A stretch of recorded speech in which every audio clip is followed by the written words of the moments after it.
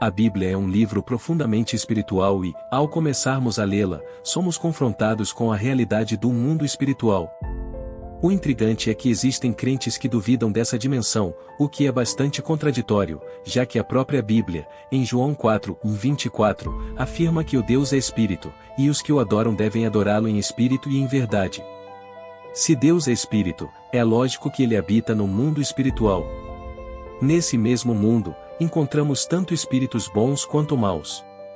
Em passagens como Lucas 11:24 e 26, aprendemos sobre hierarquias espirituais, com anjos e demônios atuando em diferentes níveis.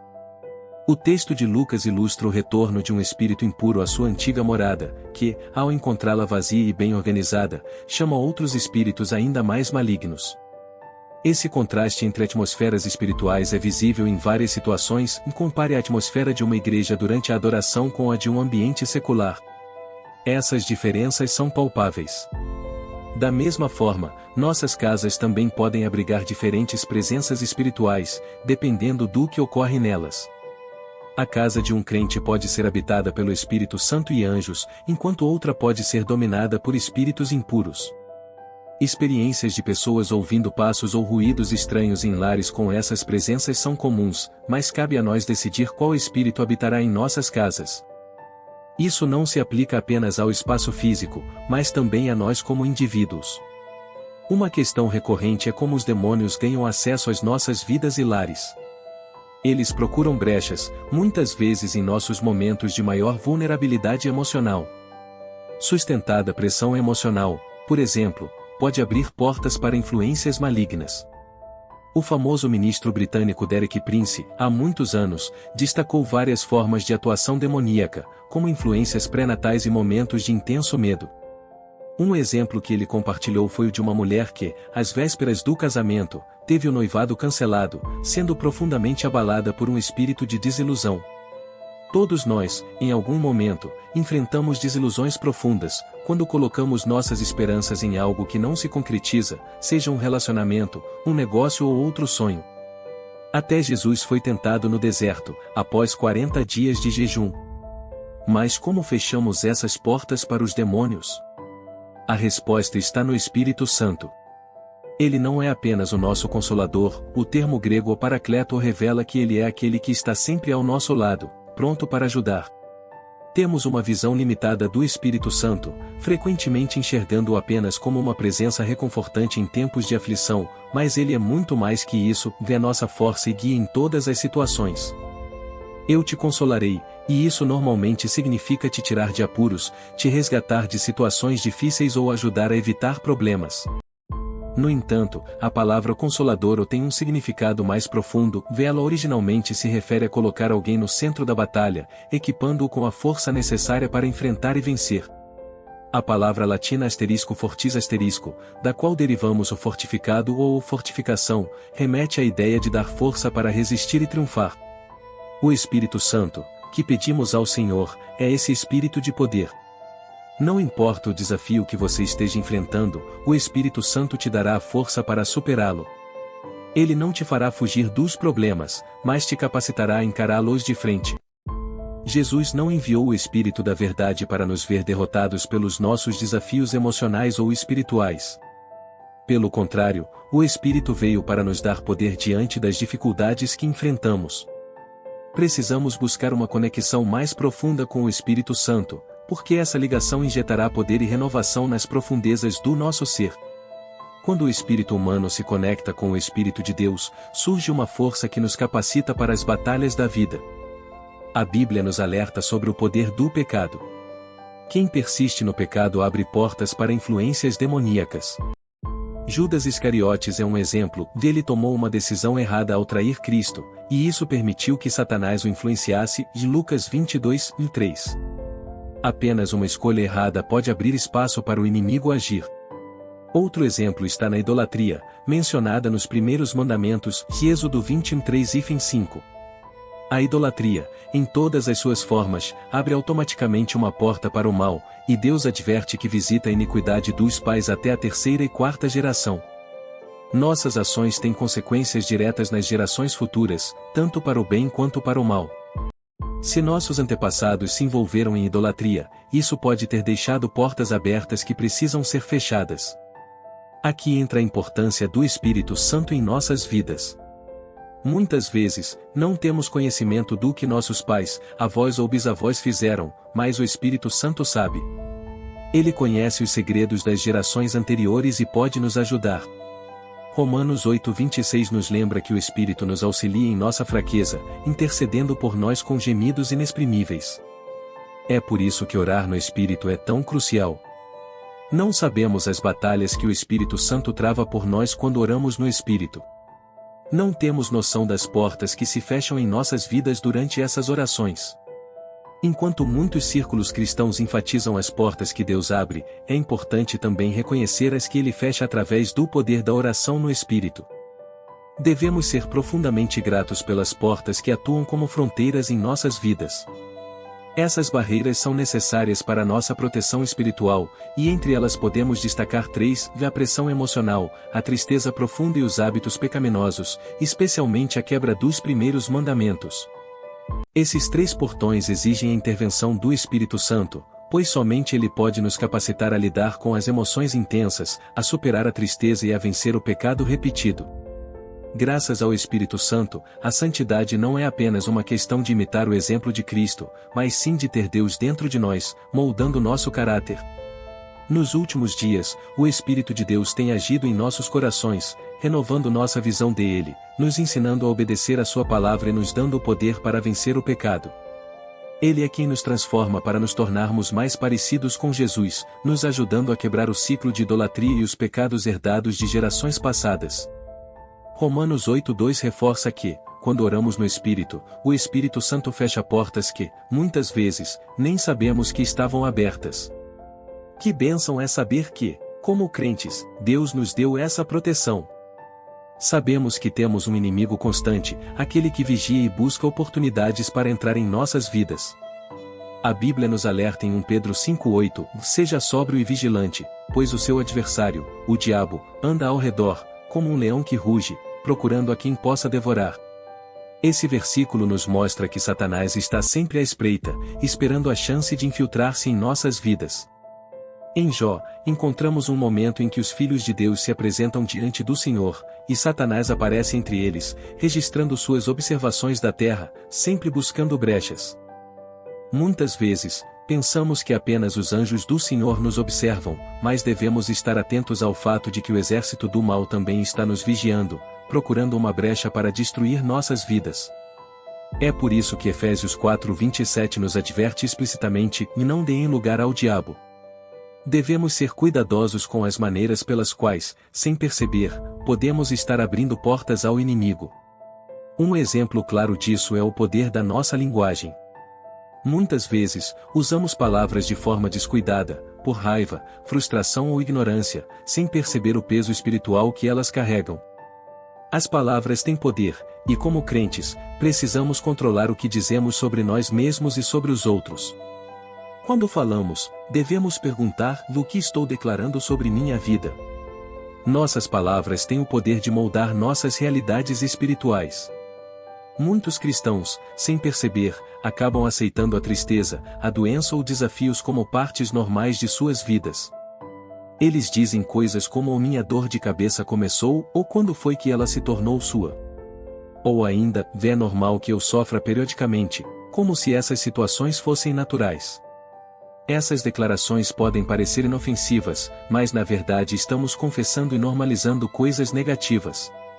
E o inimigo está sempre pronto para explorar essas brechas, aproveitando o poder das palavras que usamos sem cuidado. Há um poder incrível na linguagem, tanto para a vida quanto para a morte. Como filhos de Deus, devemos ser conscientes de que, ao declarar essas coisas, estamos abrindo espaço para que elas ganhem força. Tome cuidado com o que você diz, pois suas palavras são poderosas. Embora o inimigo tenha influência, ele não tem tanto poder quanto muitas vezes pensamos. No entanto, ele conhece as leis espirituais e sabe usá-las contra nós. Por isso, é astuto e joga suas cartas com habilidade. Nós, como crentes, devemos ser ainda mais vigilantes e sábios no uso das nossas palavras, para não dar espaço ao adversário em nossas vidas. Oséias 4:6 nos alerta que o meu povo é destruído por falta de conhecimento, e isso é uma verdade profunda. Muitas vezes, nos prejudicamos por não entender os princípios espirituais que Deus nos deixou. A Bíblia está repleta de ensinamentos poderosos, que são tudo o que precisamos para navegar com sucesso pela vida. Se não permitirmos brechas, se não dermos ao inimigo uma abertura, ele não poderá penetrar em nossas vidas. O diabo só entra quando, de alguma forma, damos espaço ou permissão. E uma das maneiras mais comuns de fazermos isso é através das palavras que pronunciamos. A linguagem tem um poder imenso. Embora a língua seja uma parte pequena do corpo, ela é uma ferramenta incrivelmente poderosa, capaz de destruir ou edificar. As palavras que dizemos têm o poder de moldar as realidades que vemos se manifestar em nossas vidas.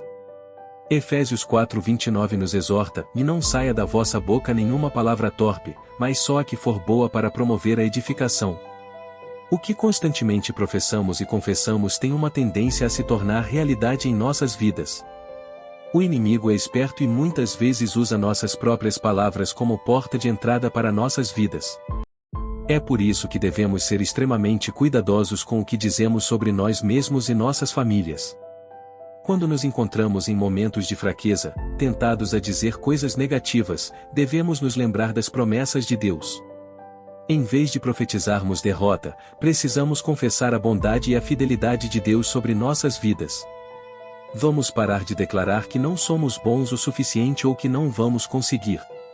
Ao invés disso, devemos decidir acreditar na história que Deus está escrevendo para nós.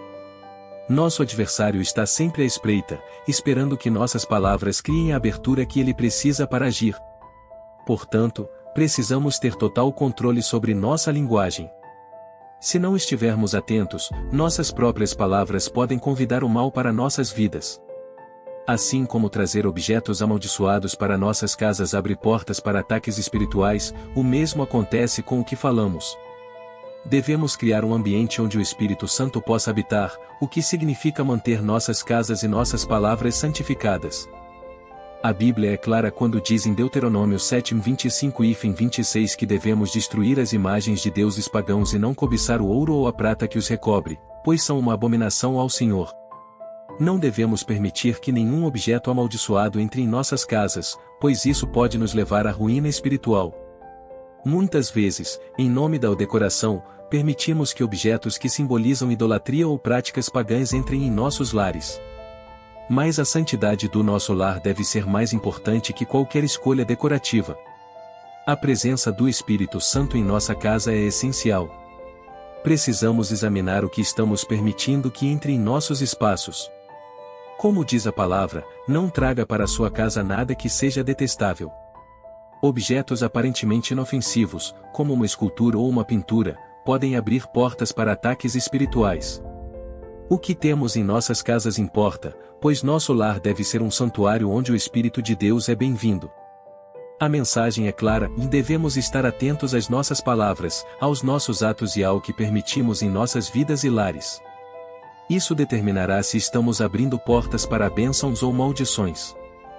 Incentivar as crianças e os pequenos a terem cuidado com o que trazem para casa é essencial. Devemos buscar a sabedoria de Deus para discernir quais objetos devemos preservar e quais precisam ser destruídos completamente. Há inúmeras histórias de pessoas que, sem perceber, trouxeram objetos que abriram portas espirituais indesejadas, resultando em fenômenos estranhos, como luzes piscando ou sons inexplicáveis. É importante também prestar atenção a quem permitimos entrar em nossas casas. Agora, vamos falar sobre a última porta e a teimosia. Um exemplo clássico de teimosia espiritual pode ser visto nos escribas, aos quais Estevão se referia como o de coração duro. Em Atos 7:51, ele os acusou de resistirem constantemente ao Espírito Santo, assim como seus antepassados. A palavra de Deus nos orienta e nos encoraja, mas muitas vezes somos teimosos, preferindo viver de acordo com nossos próprios desejos e pensamentos, em vez de nos submeter à vontade de Deus. Se estamos ignorando a palavra de Deus, estamos, na verdade, explicando a nossa vida de forma errada. A palavra foi dada para o nosso benefício, e é o Espírito Santo que nos ajuda a entendê-la e segui-la. Como crentes, precisamos nos submeter ao Espírito Santo, que é o autor da palavra. Efésios 4:27 nos alerta a não dar espaço ao inimigo. Da mesma forma, 2 Coríntios 2 nos lembra que não podemos ignorar as maquinações de Satanás.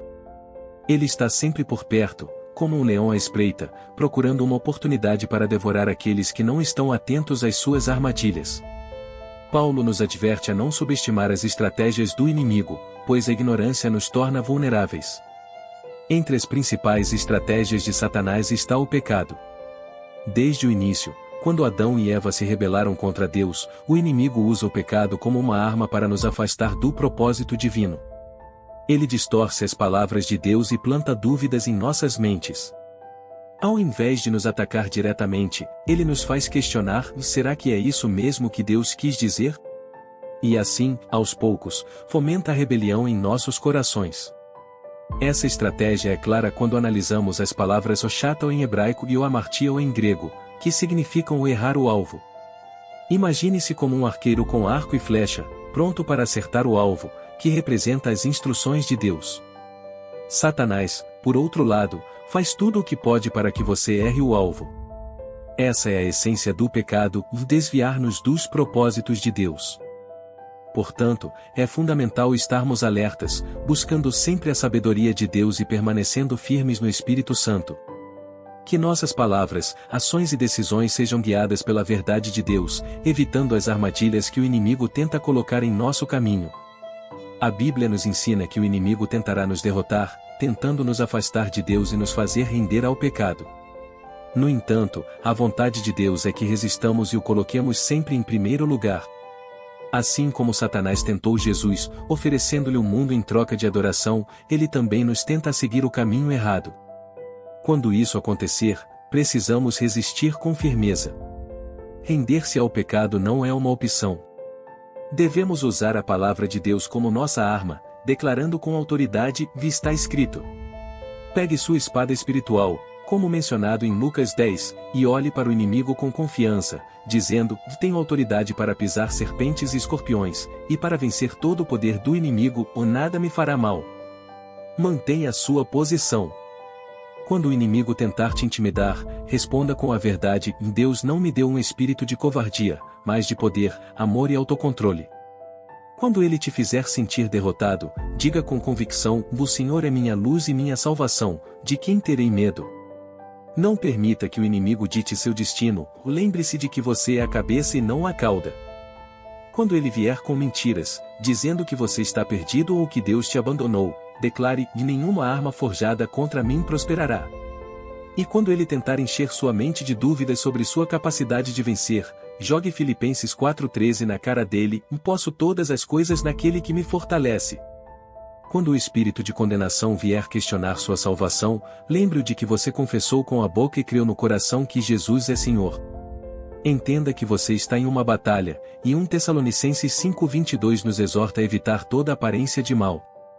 A segunda estratégia que o inimigo usa é o medo. 1 Pedro 5:8 descreve Satanás como um leão rugindo, procurando a quem devorar.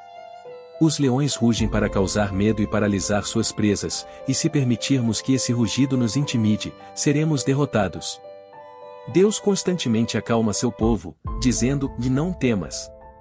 O medo é uma arma paralisante, mas Jesus nos libertou, e sabemos que o medo não vem de Deus.